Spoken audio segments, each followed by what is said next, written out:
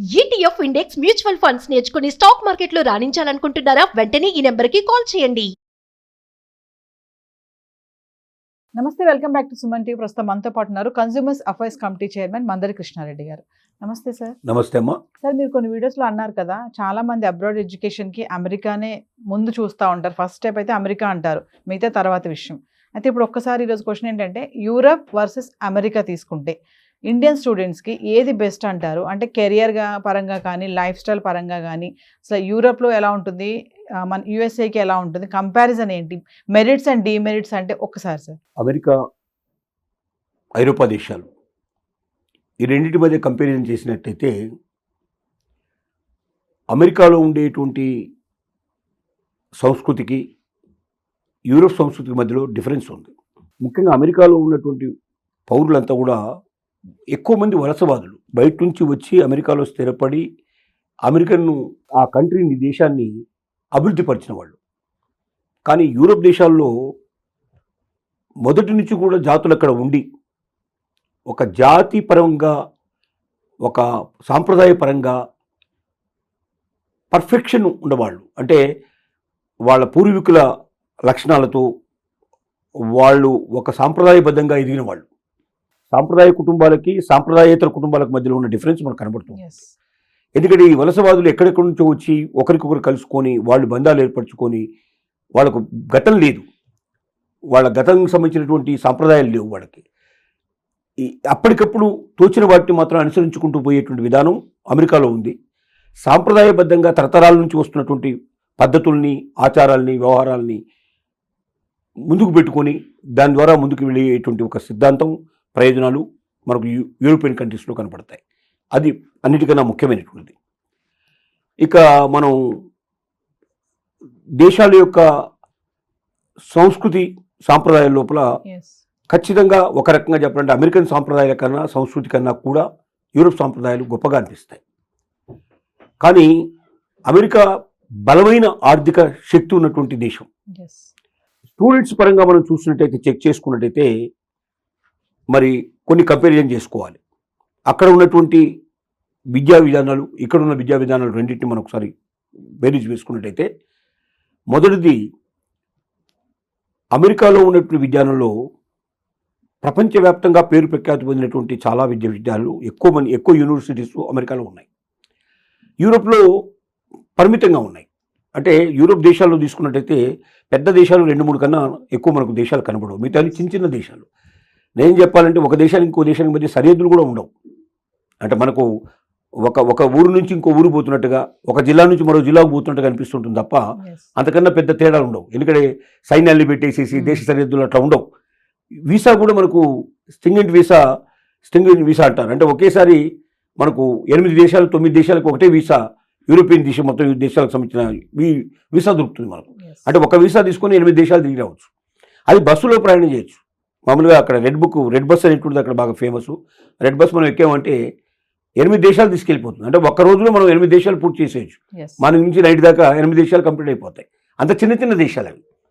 పెద్ద దేశాలు మనకు ఎక్కువగా మనకు చూసుకున్నట్టయితే ఇటు మనకు ఇంగ్లాండ్ కానీ, లేకపోతే జర్మనీ కానీ, నార్వే కానీ, ఇట్లాంటి కొన్ని దేశాలు కనపడతాయి.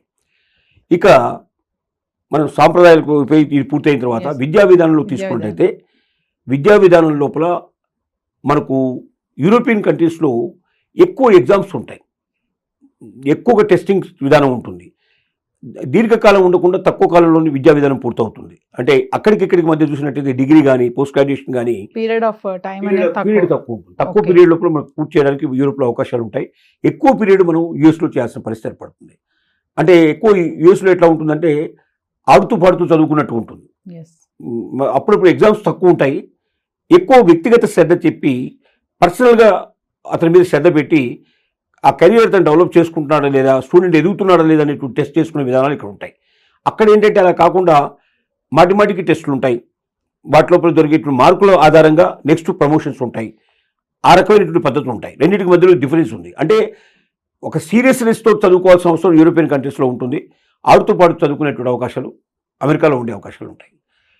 కాబట్టి ఇంకోటి ఏంటంటే అమెరికన్ విధానం లోపల ప్రపంచంలో ఏ దేశమైనా అమెరికాలో చదువుకున్న వాడిని వెంటనే తీసుకోవడానికి ప్రయత్నం చేస్తుంది. అంటే మీరు ఇద్దరిని యూరోప్లో చదువుకున్న వాడిని అమెరికాలో చదువుకున్న వాడిని ఇద్దరిని ఒకవేళ ఇంకొక దేశానికి ఎక్కడికైనా వెళ్తే ఈ రెండు కంట్రీస్ కాకుండా యూరోపియన్ అమెరికా కాకుండా వేరే దగ్గరికి వెళ్ళినప్పుడు అక్కడ ఫస్ట్ ప్రిఫరెన్స్ ఎవరికి ఇస్తారంటే అమెరికన్స్కి ఇచ్చే అవకాశాలు ఉన్నాయి. ఎందుకంటే అమెరికన్ విధానం ప్రపంచవ్యాప్తంగా చాలా వేగ ప్రసిద్ధి చెందింది. ఓ అమెరికాలో చదువుకొని వచ్చా యూఆర్ యుఎస్ రిటర్న్ పర్సనా అన్నప్పుడు ఒక గౌరవం ఎక్కువ పెరిగే అవకాశం ఉంది. యూకే కొద్ది తక్కువ ఉంటుంది దాంతో చూసుకున్నట్టయితే. యూరోపియన్ కంట్రీస్లో కొంచెం తక్కువ ఉండే అవకాశాలు ఉన్నాయి. ఇది ఫీజుల విషయంలో కూడా అమెరికాలో ఫీజులు చాలా భయంకరంగా ఉంటాయి, యూరోప్ కంట్రీస్లో చాలా తక్కువ ఉంటాయి. అంటే తక్కువ ఖర్చుతోటి విద్యా విధానం పూర్తి చేసుకుని తక్కువ సమయంలో విద్య పూర్తి చేసుకునే అవకాశాలు యూరోపియన్ కంట్రీస్లో ఉంటాయి. ఎక్కువ ఖర్చుతో కూడుకొని ఎక్కువ కాలం చదవాల్సిన అవసరాలు అమెరికాలో ఉంటాయి. ఈ రెండింటి మధ్య ఉన్నటువంటి డిఫరెన్స్ స్టూడెంట్స్ సంబంధించినటువంటిది. సో కమింగ్ టు మరి ఆపర్చునిటీస్ విషయానికి వస్తే జాబ్ ఆపర్చునిటీస్ ఎలా ఉంటాయి అమెరికా వర్సెస్ యూరోప్ అంటే? జాబ్ ఆపర్చునిటీస్ పోర్చాలంటే ఇప్పుడున్న పరిస్థితుల్లో మాత్రం అమెరికా కన్నా మనకు యూరోపియన్ కంట్రీస్లోనే మెరుగ్గా కనబడుతున్నాయి. ఎందుకంటే అమెరికాలో ట్రంప్ రాకముందు వేరే పరిస్థితులు ఉన్నాయి, ట్రంప్ వచ్చిన తర్వాత పరిస్థితులు వేరుగా ఉన్నాయి. ట్రంప్ వచ్చిన తర్వాత ఏం చేస్తున్నాడంటే ఆపర్చునిటీస్ అన్ని తగ్గించేస్తున్నాడు. ముఖ్యంగా భారతీయులు ఇక్కడి నుంచి వెళ్ళేటువంటి వాళ్ళకి, ఇతర దేశాల నుంచి వెళ్ళే వాళ్ళకి ఆపర్చునిటీస్ తగ్గించేస్తున్నాడు. అక్కడ ఎక్కువ ఉండడానికి వీలు లేకుండా బయటికి పంపించే ప్రయత్నం చేస్తున్నాడు. ఎవరైతే వాళ్ళంతా వాళ్ళుగా ఆర్థికంగా కెపాసిటీ ఉండి డబ్బు ఇంటి దగ్గర నుంచి తెచ్చుకొని చదువుకోవడానికి వీలుగా ఉండేవాళ్ళు తప్ప అక్కడ లోకల్గా ఏదైనా జాబ్స్ చేసుకుంటూ పార్ట్ టైం జాబ్ చేసుకుంటూ తమను తాము పోషించుకుంటూ తమ ఎడ్యుకేషన్ కంప్లీట్ చేసుకోవడానికి అవకాశాలు పూర్తిగా మూసుకుపోయేటట్టు చేశాడు. అదే యూరోపియన్ కంట్రీస్లో వాళ్ళు తీసుకోవాలంటే ఖచ్చితంగా మనం వేరే రకమైనటువంటి జాబ్ వారు ఏదైనా చేసుకోవచ్చు, జాబ్ చేసుకోవచ్చు, పార్ట్ టైం జాబ్ చేసుకోవచ్చు, వాళ్ళు పోషించుకోవచ్చు, వాళ్ళు ముందుకు పోవడానికి అక్కడ పాసిబిలిటీస్ ఉన్నాయి. కానీ ఇక్కడ అవకాశాలు మూసుకుపోయినాయి. ఇప్పుడున్న పరిస్థితుల లోపల మనం తక్కువ ఖర్చుతోటి ఎక్కువ ఆపర్చునిటీస్ తోటి బయట మనకు పనిచేసే అవకాశాలు, పార్ట్ టైం చేసుకునే అవకాశాలు, డబ్బు సంపాదించుకునే అవకాశాలు, మన కాళ్ళ మీద మన ఇంటి దగ్గర నుంచి డబ్బు తెచ్చుకోకుండా అక్కడే మనం పూర్తి చేసుకొని ఎడ్యుకేషన్ పూర్తయిన తర్వాత కూడా కొంతకాలం అక్కడ ఉండి మనం మరొక జాబ్ వెతుక్కోవడానికి కానీ లేదా మరి హైయర్ ఎడ్యుకేషన్ వెళ్ళడానికి కానీ సంపూర్ణమైన అవకాశాలు ఇప్పుడు ఉన్న పరిస్థితుల్లో చూస్తే యూరోప్ కంట్రీస్లో ఎక్కువ ఉన్నాయి, అమెరికాలో చాలా తక్కువ ఉన్నాయి. So coming to benefits, challenges ఏముంటాయి సార్ అక్కడ ఉండడానికి యూరోప్ కానీ మన యూఎస్ఏ చూసుకుంటే? ఛాలెంజెస్లో తీసుకున్నట్టయితే బెనిఫిట్స్గా తీసుకున్నట్టయితే అమెరికాలో నిజంగా స్థిరపడగలిగితే, సరైన వీసాతోటి సరైన పద్ధతిలో స్థిరపడగలిగితే అమెరికన్ లైఫ్ చాలా గ్రేట్గా ఉంటుంది. అమెరికాలో ఉద్యోగం చేసి వచ్చాడంటే ఎక్కడైనా ఉద్యోగాలు దొరికే అవకాశాలు ఉంటాయి. అమెరికాలో స్థిరపడగలిగితే ఇంకా ఎక్కువ ప్రయోజనాలు ఉంటాయి. ఇది నో డౌట్, అందులో సందేహం లేదు. కానీ ఉండగలిగితే అక్కడే వచ్చింది సమస్య. ఉండగలగడం చాలా కష్టం. ఇప్పుడున్న పరిస్థితుల్లో ట్రంప్ ఉన్నంతకాలం, ట్రంప్ విధానాలు ఉన్నంతకాలం అక్కడ ఉండడం చాలా కష్టంతో కూడుకున్న పని. అదే యూరోపియన్ కంట్రీస్లో ఏంటంటే విస్తృతమైన అవకాశాలు ఉన్నాయి. ఎడ్యుకేషన్ టైంలో పార్ట్ టైం చేసుకునే అవకాశం ఉన్నాయి. ఎడ్యుకేషన్ తర్వాత జాబ్లు చేరే అవకాశాలు ఉన్నాయి. జాబ్లు కూడా ఎక్కువగా దొరికే అవకాశాలు ఉన్నాయి. అమెరికా తర్వాత నెక్స్ట్ ప్రిఫరెన్స్ ప్రపంచం లోపల యూరోపియన్ కంట్రీస్కే ఎక్కువ ఇస్తారు. మీరు లండన్లో చదివి వచ్చారంటే కూడా అమెరికాలో లండన్లో చదివిన దానికి సెకండ్ ప్రిఫరెన్స్ తప్పనిసరిగా లండన్ వాళ్ళని తీసుకోవడానికి పాసిబిలిటీస్ ఉన్నాయి. అలాగే జర్మనీలో కూడా చదివినా కూడా జర్మనీకి కూడా అంత మంచి ప్రాముఖ్యత ఉంది. ఎందుకంటే ఆ దేశాలన్నీ కూడా చాలా మనకు మొదటి ప్రపంచ యుద్ధం కన్నా ముందే బాగా అభివృద్ధి అయినాయి. అవి అసలు మనకు బ్రిటిష్ని చూస్తే రవి అస్తమించని బ్రిటిష్ సామ్రాజ్యం అంటారు. రవి అస్తమించని బ్రిటిష్ సామ్రాజ్యం అంటే సూర్యుడు అస్తమించాడు. ఎందుకు అస్తమించాడు? సూర్యుడు ఉదయించేది కొన్ని దేశాల లోపల సూర్యుడు మనకు ఇవాళ పగలుంటే అక్కడ రాత్రి ఉంటుంది వేరే దేశాల్లో. కానీ రాత్రి పగలుండే దేశాలన్నిటి జయించింది బ్రిటిష్ గవర్నమెంట్.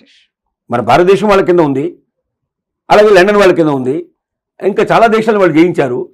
భారతదేశంలో పగలైతే ఇంకో దగ్గర రాత్రి ఉంటుంది. ఆ రాత్రి ఉండే దేశాలు జయించారు, పగలుండే దేశాలు జయించారు. ఇంకా బ్రిటిష్ రవి అస్తమించిన సామ్రాజ్యం ఎందుకన్నారంటే సూర్యుడు ఎప్పుడు చూసినా వాళ్ళ దేశంలో ఎక్కడి దగ్గర ఉంటాడు కాబట్టి సూర్యుడు అస్తమించే అవకాశం లేదు. అంత పేరు ప్రఖ్యాతులు వహించినటువంటిది, అంత బలమైనటువంటి పునాదులు కలిగిన దేశాలు యూరోపియన్ దేశాలు. కాబట్టి యూరోపియన్ దేశాల్లో కూడా చాలా అవకాశాలు ఉన్నాయి. అయితే ఇంత శాలరీస్ ఉండవు, శాలరీస్ తక్కువ ఉంటాయి, ఖర్చులు కూడా తక్కువ ఉంటాయి. అమెరికాలో శాలరీ ఎక్కువ, ఖర్చు ఎక్కువ. మనం అనుకుంటాం మామూలుగా వాటర్ బాటిల్ $4 పెట్టి కొనుక్కోవాలి. ఇక్కడ అమెరికాలో $1 అంటే $86. $4 అంటే ఎంత అయింది? దాదాపుగా $400 సుమారుగా అవుతుంది. $400 పెట్టి వాటర్ కొనుక్కోవాలి. $20 కొనుక్కోవడానికి మనం చాలాసార్లు ఆలోచిస్తాం. అక్కడ $400 టకటక కొనేస్తూ ఉంటారు. అంటే ఏమైంది? ఇక్కడ రూపాయి మార్క విలువ అక్కడికి వచ్చేసరికల్లా $86 అయిపోయింది. అంటే ఖర్చు చాలా ఎక్కువ, ఆదాయం ఎక్కువ, ఖర్చు ఎక్కువ. యూరోపియన్ దేశాల్లో ఖర్చు తక్కువ, ఆదాయం తక్కువ. ఇది కంపారిజన్లో చూసినట్టయితే. సో ఫైనల్గా సార్, మామూలుగా అబ్రాడ్ ఎడ్యుకేషన్కి వెళ్ళాలి అనుకునే స్టూడెంట్స్ ఆ ఫినాన్షియల్ మేనేజ్మెంట్ అనేది ఎలా చేసుకోవాలంటారు? ఇప్పుడు అమెరికా వెళ్ళాలనుకుంటే మాత్రం ఖచ్చితంగా ఫైనాన్షియల్ మేనేజ్మెంట్లో ఇంటి దగ్గర నుంచి తీసుకెళ్ళడానికి ఇక్కడ నుంచి డబ్బు వస్తే తప్ప అమెరికాలో మరొక రకం ఉన్న అవకాశాలన్నీ మూసుకుపోయినాయి. ఇది వాస్తవం. కళను వదిలిపెట్టండి, అవాస్తవాల్లో బతకండి, అబద్ధాల్లో బతకండి. మీ తల్లిదండ్రులు మీరు మాయ చేసి వెళ్ళిపోయి అక్కడ నేను సంపాదించుకోగలను, నేను చేసుకోగలను చెప్పేసి ఏదో ఒక ఇక్కడ మాత్రం పంపించడానికి డబ్బులు ఏదో తీసుకొని అప్పో సప్పో చేసేసి తీసుకొని అక్కడికి వెళ్ళి అక్కడ అవస్థలు పడి చిట్ట చివరికి సంఖ్యలు వేయించుకొని భారతదేశానికి రావాల్సిన పరిస్థితులు ఏర్పడతాయి. అది మీకు అవమానకరం, మీ తల్లిదండ్రులకు అవమానకరం, మీ భవిష్యత్తు కూడా పూర్తిగా అంధకారం అయిపోతుంది. కాబట్టి అలాంటి పనులు మీరు చేయకండి. తల్లిదండ్రుల దగ్గర శక్తి సామర్థ్యాలు ఉండి వాళ్ళు మీకు అప్పు చేయకుండా డబ్బు పంపించగలిగే పరిస్థితి ఉంటేనే, ఆ పరిస్థితి ఆ వసతి ఉంటేనే మీరు అమెరికా వెళ్ళడానికి ప్రయత్నించండి. లేదంటే యూరోప్ దేశాలకు ఎక్కువ ప్రాముఖ్యత ఇవ్వండి. నెక్స్ట్ ప్రిఫరెన్స్ యూరోప్లో చాలా దేశాలు ఉన్నాయి, ఒకటి కాదు, దాదాపు 10-12 దేశాల లోపల మీకు ఆ పాసిబిలిటీస్ ఉంటాయి. కాబట్టి ఏ దేశంలో ఆపర్చునిటీస్ ఉన్నాయి, అక్కడ మనకు పార్ట్ టైం జాబ్స్ ఎంత దొరికే అవకాశం ఉంటుంది, మనం కనీసం ఇక్కడ నుంచి వెళ్ళగలిగి అక్కడ చేరుకోగలిగితే మనంతా మనం బతికే అవకాశం ఉన్నాయి లేదా, ఇదంతా మీరు స్టడీ చేయండి. వాళ్ళ ఇంటర్నెట్లో ఓపెన్ చేస్తే ప్రతి ఒక్క విషయం, చిన్న విషయాల నుంచి పెద్ద విషయాల దాకా ప్రతి ఒక్కటి తెలుస్తాయి. కొంచెం జాగ్రత్తగా ప్రతిదీ చదివి అవగాహన చేసుకొని తెలుసుకొని, లేకపోతే బాగా తెలిసిన వాళ్ళని కనుక్కొని ఆపర్చునిటీస్ అన్ని తెలుసుకున్న తర్వాతనే మీరు అక్కడ ఉపాధి కల్పించుకోగలుగుతారు. మీరు ఇంటి దగ్గర ఆధారపడకుండా అక్కడ బతకగలుగుతారు. ఫస్ట్ వెళ్ళడానికి మాత్రం ఇంటి వాళ్ళు సపోర్ట్ ఇచ్చే పాసిబిలిటీ ఉంది అని ఇవన్నీ నిర్ణయించుకొని నిర్ధారణ చేసుకున్నాకనే విదేశీ విద్యకు వెళ్ళండి. లేదంటే భారతదేశంలో ప్రతి ఒక్కటి వాళ్ళు చదువుకునే అవకాశం ఉంది. యూరోప్లో వెళ్ళి చదివేటువంటి చదువంతా ఇక్కడ దొరుకుతుంది, అమెరికా వెళ్ళి చదివంతా ఇక్కడ దొరుకుతుంది. చదువు అంత స్టాండర్డ్గా ఉండదని అనుకుంటారు. స్టాండర్డ్ దాన్ని బట్టి రాదు, నిన్ను బట్టి వస్తుంది. ఇవాళ ఏ యూనివర్సిటీకి వెళ్లకుండా ఇంట్లో కూర్చొని నువ్వు యూనివర్సిటీ చదువంతా ఇక్కడ చదువుకునే అవకాశం ఉంది. మనం చూసాం, మన గొర్రెల కాపరి ఒక మేకలు కాసుకునేవాడు IAS పాస్ అయ్యాడు. అతను ఎక్కడికి వెళ్ళలేదు, ఏ కోచింగ్ సెంటర్కి వెళ్ళలేదు. అతను ఒక చిన్న ఫోన్లో, ఆండ్రాయిడ్ ఫోన్ అతని చేతిలో పట్టుకొని ఆ ఫోన్లోనే మొత్తం ప్రపంచాన్ని అంతా వెతుక్కొని సిలబస్ అంతా పూర్తి చేసుకొని అతను మంచి ర్యాంక్ లోపల పాస్ అయ్యి ఇవాళ కలెక్టర్ కాగలిగాడు. అంటే నీ దగ్గర దమ్ముంటే, నీ దగ్గర ఇంట్రెస్ట్ ఉంటే, జయించాలన్న కోరిక నీ దగ్గర బలంగా ఉంటే, సాధించాలని తపన నీ దగ్గర ఉంటే, ఏ దేశానికి వెళ్లకుండా ఈ దేశంలో కూర్చొని కూడా నువ్వు సర్వం నేర్చుకోవడానికి అవకాశం ఉంది. ఆ శక్తి నీ దగ్గర లేక నువ్వు ఆపర్చునిటీస్ వెతుక్కోవడానికి ప్రయత్నం చేస్తున్నావు. అంటే నీ చేతగానితనాన్ని ఇంకో రకంగా చూపించడానికి ప్రయత్నం చేస్తున్నావు. నీలో చేతగానితనం ఉంది, దమ్ముందని నిరూపించుకోవడానికి ప్రతి విద్యార్థి ప్రయత్నించాలని మన వినతి. Thank you.